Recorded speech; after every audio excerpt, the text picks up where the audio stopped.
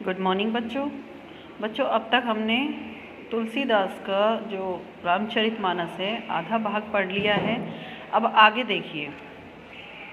तुम तो काल हाँकु जन लावा, बार बार मोहि लागी बुलावा। यहाँ लक्ष्मण जी परशुराम जी को संबोधित करते हुए कहते हैं कि तुम तो काल को अपने साथ हाँक कर यानी कि साथ लाए हो, इसीलिए मुझे बार बार उकसा रहे हो बोलने के लिए कि मैं कोई कटु वचन कहो और तुम अपने काल को मेरे ऊपर वार कर सको। सुनत लखन के वचन कठोरा, परसु सुधारि धरेउ कर घोरा। इस तरह से लक्ष्मण के कटु वचन सुनकर परशुराम जी बहुत ज़्यादा भयंकर क्रोध में आ जाते हैं और अपने फरसे को उठाकर तेज गर्जना करते हैं। अब जनि देई दोषु मोहि लोगु, कटुबादी बालक बध जोगु। अब यहाँ परशुराम जी कहते हैं कि अब मुझे समाज कोई भी दोष नहीं देगा, क्योंकि इस बालक के कटु वचन से मैं बंध चुका हूँ और इसका अब वध करने के लिए मैं अब किसी से नहीं रुकने वाला, मतलब इसका वध करके ही रहूँगा। बाल बिलो की बहुत मैं बाँचा, अब येहु मर निहार भा साँचा। बालक समझकर मैं इसको बार बार छोड़ रहा था, इसके प्राण बचा रहा था, लेकिन ये मुझसे बराबरी कर रहा है, इसलिए अब मैं इसे नहीं छोड़ सकता। वास्तव में ये बालक अब मरने के योग्य है, क्योंकि इसके बार बार कटु वचनों को सुनकर अब मैं अपना धैर्य खो चुका हूँ। कौशिक कहाँ क्षम्यऊ अपराधा, बाल दोष गुण गने ही न साधु। कौशिक, यहाँ विश्वामित्र जी को कौशिक कहा गया है। तो ये कहते हैं कि हे विश्वामित्र जी, अब मैं आपसे क्षमा मांगता हूँ। इस बालक के दोष को देखकर मैं अब इसे क्षमा नहीं करूँगा। यानी कि यहाँ विश्वामित्र जी कौन हैं? राम और लक्ष्मण के गुरु हैं। उनसे वो क्षमा मांगकर कहते हैं कि हे साधु, हे मुनिवर, मैं आपसे क्षमा मांगता हूँ, लेकिन इस बालक के दोष को देखकर अब मैं इसे क्षमा नहीं करूँगा। आप मुझे इसके दोषों का मतलब इसके जो कटु वचन है उनके लिए अब आप मुझे दोष नहीं दे सकते। खर कुठार में अकरन को ही, आगे अपराधी गुरु दोही। खर यानी तेज कुठार से अब मैं इसके प्राणों पर वार करूँगा, मेरे क्रोध को कोई नहीं रोक सकते। आगे अपराधी गुरुद्रोही, और मैं अपने गुरु के अपमान को इसके प्राण लेकर पूरा करूँगा। उतर देत छोड़ो बिनु मारे, केवल कौशिक शील तुम्हारे। अब तक मैं इसके वचनों को सुन सुनकर इसके प्राण छोड़ रहा था। केवल कौशिक शील तुम्हारे यानी कि विश्वामित्र जी आपके शील स्वभाव की वजह से मैं उसके उत्तरों का कोई जवाब नहीं दे रहा था, और तुम्हारे जो विनम्र स्वभाव है, शील स्वभाव है, उसकी वजह से अब तक इसके प्राण बचे हुए थे।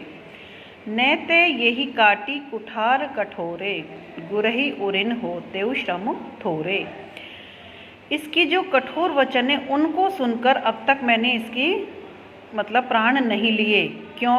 अब मैं इसको नहीं छोड़ सकता। गुरही उरिन होते श्रम थोरे, कि अब मैं इसके प्राण लेकर अपने गुरु के ऋण से उऋण होना चाहता हूँ, यानी कि अपने गुरु के ऋण को उतारना चाहता हूँ इसके प्राण लेकर, क्योंकि गुरु जी का धनुष मैंने संभाल रखा था और उसकी रक्षा मतलब मैं कर रहा था, लेकिन इसने उस धनुष को तोड़ा है, तो उनका जो ऋण है मेरे ऊपर उससे बालक को मारकर मैं उऋण होना चाहता हूँ।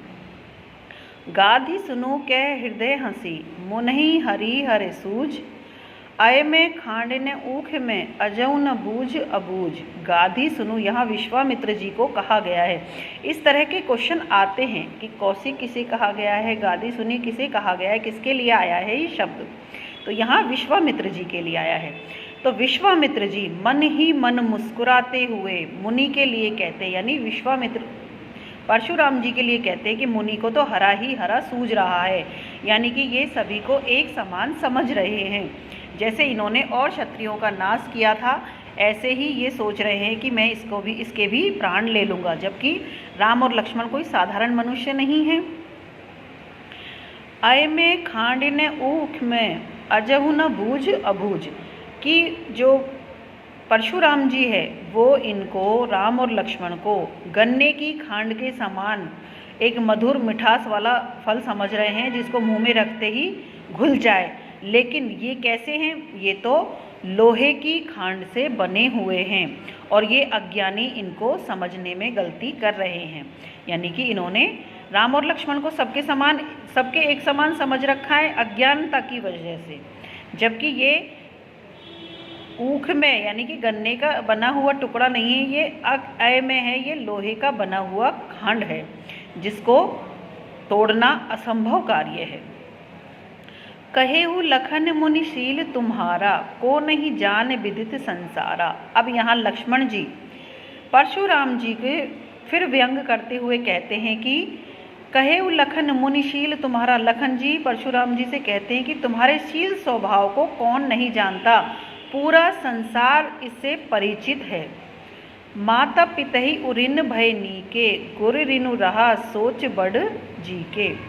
कि तुम अपने माता पिता के ऋण से उऋण होना चाहते हो, अपने गुरु के ऋण से उऋण होना चाहते हो, ये तुम्हारी बहुत बड़ी सोच है। इसको वो अच्छी सोच मानकर कहते हैं। सो जनु हम रही माथे काड़ा, दिन चली गए ब्याज बड़ बाड़ा। कि तुम्हारे ऊपर तो इनका बहुत बड़ा ऋण है, वो तो ऋण ब्याज दर ब्याज बढ़ता ही जा रहा होगा, इसलिए मुझे मारकर तुम अपने ऋण से उऋण हो जाइए। अब आनिए व्यवहार्य बोली, तुरंत देव में थैली खोली। कि तुम्हारा जो ऋण है वो कितना है, मुझे अब ये बता दीजिए, ताकि मैं तुरंत ही जो धन की थैली है उसको खोलकर तुम्हारे सामने प्रस्तुत कर सकूं। तुम्हारे व्यवहार, तुम्हारे स्वभाव के कारण तुम्हारा जो ऋण है वो बहुत बढ़ गया होगा, तो उसको पूरा करने के लिए मैं अपने जो धन की थैली है उसको खोलकर तुम्हारे सामने पेश कर दूंगा कि उसमें से तुम कितना ऋण लेकर उऋण होना चाहते हो। सुनि कटु वचन कुठार सुधारा, हाय हाय सब सभा पुकारा। लक्ष्मण जी के व्यंग भरे वचनों को सुनकर मुनि बहुत क्रोधित हो गए और अपना कुठार यानी फरसा हाथ में लेकर जोर जोर से मतलब गुस्सा करने लगे। तो सारी सभा वहाँ बैठी बैठी हाय हाय करने लगी। क्यों करने लगी? अब देखिए, भृगुवश परसु दिखावे मोही, विप्र विचारी बचो नृप द्रोही। तो परशुराम जी कहते हैं, भृगुवर हैं या परशुराम जी, कि आप मुझे फरसा दिखाकर बार बार क्यों डराना चाहते हो? तुम विप्र विचारी बचो नृप द्रोही, तुमने जैसे सारे क्षत्रियों का, सारे राजाओं के जैसे तुम शत्रु हो, उस तरह से तुम मुझे भी डराकर, अपने फरसे से डराकर क्रोधित हो रहे हो, अपने क्रोध को भड़का रहे हो। यहाँ सभा क्यों पुकारी है? क्योंकि वो फरसे को देखकर घबरा गई कि अब तो परशुराम जी लक्ष्मण जी का वध करके ही रहेंगे। लेकिन लक्ष्मण जी क्या कहते हैं कि तुम मुझे बार बार ये फरसा दिखाकर इस तरह से मत डराइए जैसे तुमने राजाओं के पुत्रों को या राजाओं को डराया था। मैं तुम्हारे फरसे से डरने वाला नहीं हूँ। मिले न कबहु सुभट रन गाड़े, द्विज देवता घर ही के बाड़े। मिले न कबहु सुभट रन गाड़े, तुम्हें युद्ध भूमि में अब तक कोई भी वीर योद्धा नहीं मिला होगा। सुभट यानी वीर योद्धा, कोई अच्छा वीर योद्धा तुम्हें रणभूमि में नहीं मिला होगा। द्विज देवता घर ही के बाड़े, तुम्हें तो ब्राह्मण और देवता ही इस युद्ध क्षेत्र में या भूमि में मिले होंगे, तभी तुम्हें अपने फरसे पर इतना घमंड है, अपनी वीरता पर इतना घमंड है। अनुचित कद सब लौगे पुकारे, रघुपति सैनिधि लखनऊ निवारे। कि अनुचित कार्य कहते कहते सारी सभा पुकारने लगी कि यह अनुचित है, अनुचित है, अनुचित है। और इस तरह से फिर रघुपति जी यानी कि रामचंद्र जी से नहीं अपनी नेत्रों के जो इशारे करते हुए लक्ष्मण जी को अपने पास रोक लेते हैं कि अब बहुत हो चुका और परशुराम जी से अब तुम बहस करना छोड़ दीजिए। लखन उतर आहुति सरिस, भृगुबर कोप कृसान, बढ़त देख जल सम वचन, बोले रघुकुल भान।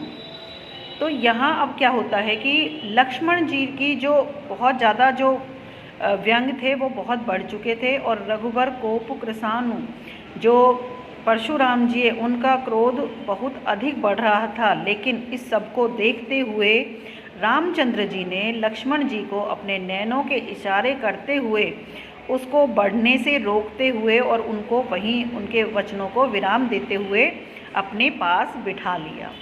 तो यहाँ तक बच्चों आपको चैप्टर समझ में आया होगा। अगर कोई कठिन शब्द लगा हो तो उसको लिख लेना और इसको अच्छे से पढ़ना, इसका वीडियो देखना, आपको समझ में आ जाएगा। इसकी व्याख्या करोगे और अच्छे से समझ में आ जाएगा। धन्यवाद।